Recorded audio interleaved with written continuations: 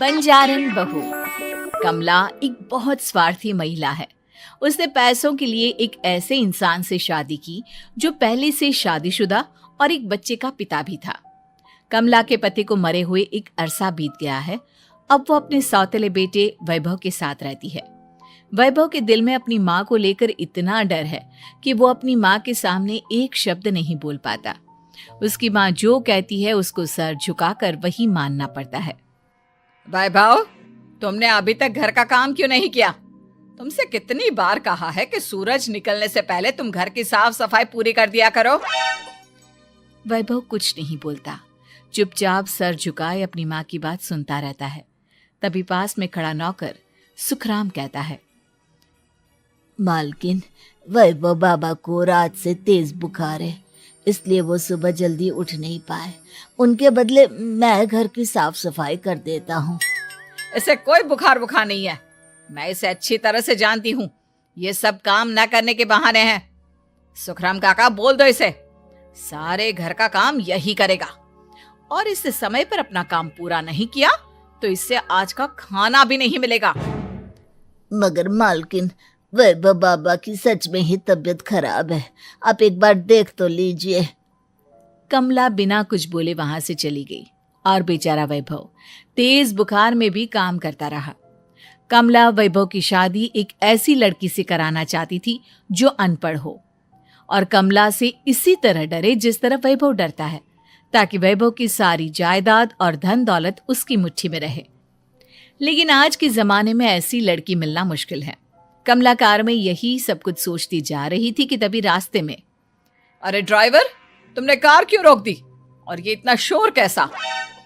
Madam, आगे कुछ बंजारों का खेल चल रहा है, इसलिए भीड़ लगी है। मैं अभी भीड़ को साइड में करवाकर कार निकालता हूँ। ड्राइवर भीड़ को साइड करके कार निकालने की कोशिश करने लगा कि तभी कमला की नजर रस्सी पर चल रही एक फुलवा नाम की बंजारन पर पड़ी। क्यों ना मैं इस बंजारन की शादी वैभव से करा दूं? ये तो अनपढ़ लग रही है, मेरे पैरों तले दबकर भी रहेगी।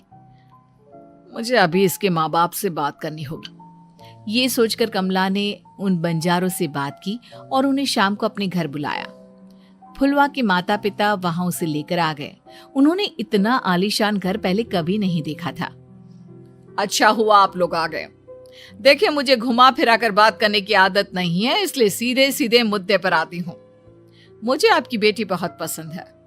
मैं अपने इकलौते बेटे की शादी आपकी बेटी फुलवा से कराना चाहती हूँ। इसके बदले में आप जो चाहो वो ले सकती हैं। तभी फुलवा की माँ कहती है, ये क्या कह रही है मैम साहब? कहीं आप हमारी गरीबी का मजाक तो नहीं उड़ा रही ना? आप मेरे बेटे से मिल लो। अगर आपको मेरा बेटा पसंद आता है तो मैं कल से ही शादी की तैयारी शुरू कर दूंगी। सुखराम, वैभव को लेकर आओ। फुलवा अपनी माँ के कान में फुसफुसाती है, माँ, कहीं इस मेम साहब का छोरा पागल तो ना है?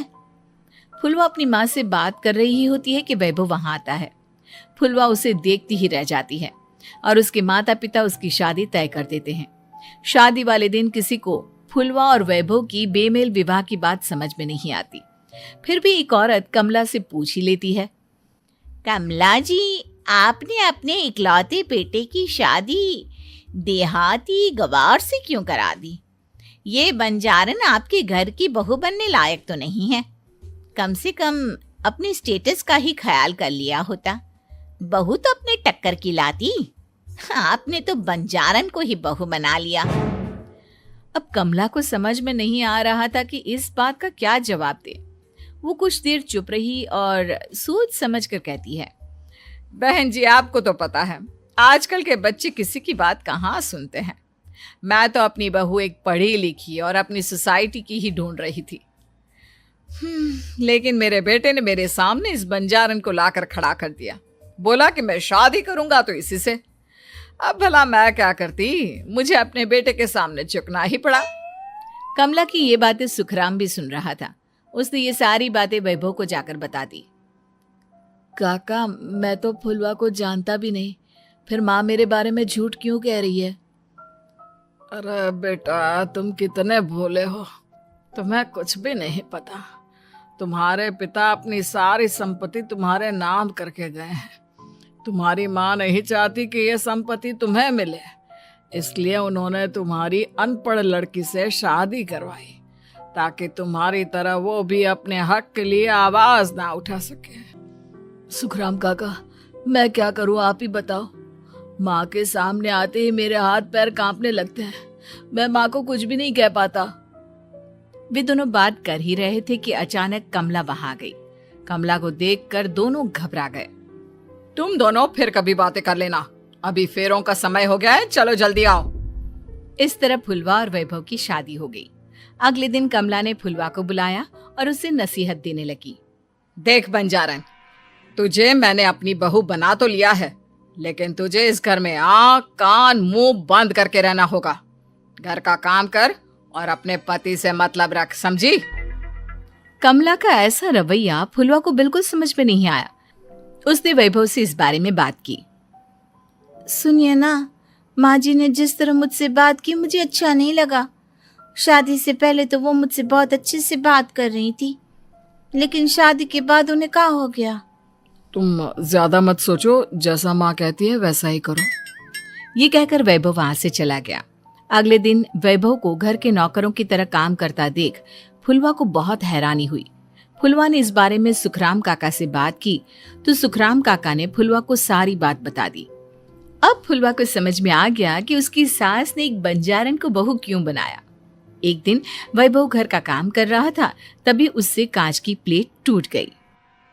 किसने गिराई ये कांच की प्लेट? वैभव को वहां खड़ा देख कमला ने छड़ी से उसे मारना शुरू कर दिया। उसके पैर में कांच चुभ गया और खून बहने लगा, लेकिन फिर भी कमला उसे मारे जा रही थी। ये देखकर फुलवा ने कमला के हाथ से छड़ी छीन ली और तोड़कर फेंक दी। बंजारन, तेरी इतनी हिम्मत, तूने मेरे हाथ से छड़ी छीनी? कमला फुलवा को थप्पड़ मारने ही वाली थी कि फुलवा उसका हाथ पकड़ लेती है। ओ सस माँ, मैंने मॉम की गुड़िया ना समझ लियो। बंजारन हो बंजारन, ईंट का जवाब पत्थर से देना जानती हूँ। आज के बाद मेरे या वैभव जी के ऊपर हाथ उठाने की सोचियो भी ना, समझी ससु माँ? ये कहकर फुलवा वैभव को लेकर वहां से चली गई। उसने वैभव के पैर पर पट्टी बांधी, उसके आंसू पोंछे। वैभव ने पहली बार किसी के दिल में अपने लिए इतना प्यार महसूस किया। अब फुलवा वैभव का हर काम में हाथ बटाती, उसका बहुत ख्याल रखती। इस तरह दोनों बहुत ज्यादा नजदीक आ गए। वहीं दूसरी ओर कमला सारी जायदाद अपने नाम करने की साजिश करने लगी। और एक दिन, वैभव, वैभव, जल्दी बाहर आओ। कमला की आवाज सुनकर वैभव और फुलवा अपने कमरे से बाहर आ गए। जी माँ, आपने बुलाया? ये ले, इन कागजों पर साइन कर दे। वैभव कागजों पर साइन करने ही वाला था कि फुलवा वैभव के हाथ से पेन छीनकर कहती है, ना वैभव जी, आप इस पर हस्ताक्षर नहीं करेंगे। आओ बंजारन, मैं तुझसे बात नहीं कर रही। ये बात मेरे और मेरे बेटे के बीच की है। चुपचाप पेन दे दे, नहीं तो तेरी खाल उधेड़ लूंगी। ससु माँ, बंजारन की खाल इतनी भी ढीली ना होवे कि कोई भी उधेड़ लेवे। जो यकीन ना आता हो तो देख ले उतार के। और हाँ, बंजारन जरूर हूँ पर अनपढ़ ना हूँ। मन्ने भी पता है कि किसी भी कागज पर साइन करने से पहले उसे अच्छी तरह पढ़ लेवे हैं। पेन देती है या नहीं? ये कहकर कमला फुलवा को मारने आई तो फुलवा ने कमला को धक्का दे दिया और वो नीचे गिर गई। कमला डरकर वहां से भाग गई। अब फुलवा ने वो कागज उठाए और वैभव के साथ सीधा वकील के पास चली गई।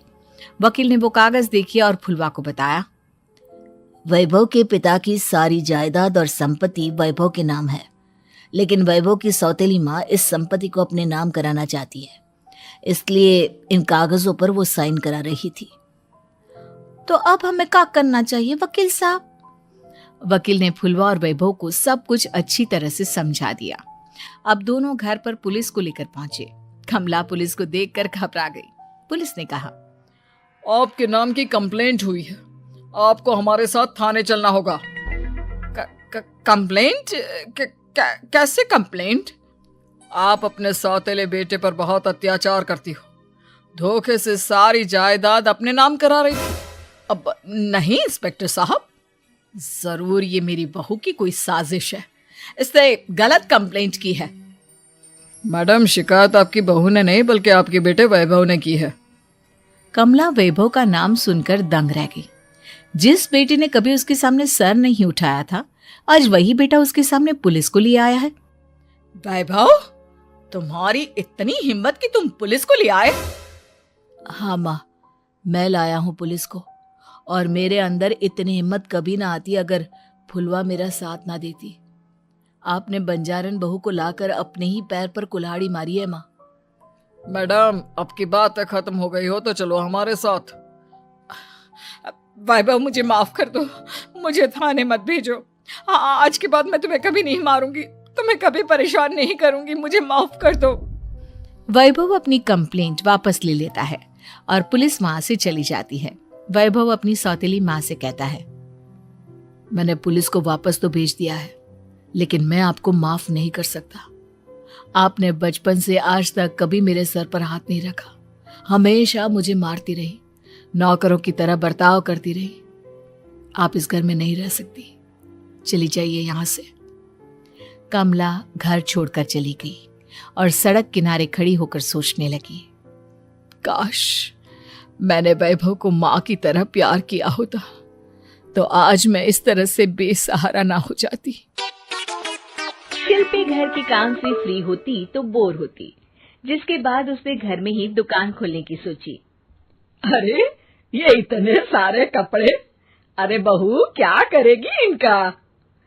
माँ जी, मैं घर में बोर होती हूँ तो सोचा सामने के कमरे में कपड़ों की दुकान खोल लूं, घर का काम भी हो जाएगा और 4 पैसों की कमाई भी। अरे वाह वाह, ये तो बहुत ही अच्छी बात है, मैं भी तेरी मदद कर दिया करूंगी। वाह माँ जी, तब तो मजा आ जाएगा। अब हम दोनों मिलकर खूब पैसे कमाया करेंगे। अब क्या था, सास बहू का काम चल पड़ा। एक दिन, अरे राकेश की माँ, सुनती हो? कहाँ चली गई? भूख के मारे पेट में चूहे कूद रहे हैं। अरे नंदिनी, कहाँ हो? भूख लग रही है। पापा कहाँ है माँ? पता नहीं बेटा, भूख लग रही है, आज तो किसी ने चाय भी नहीं पूछी।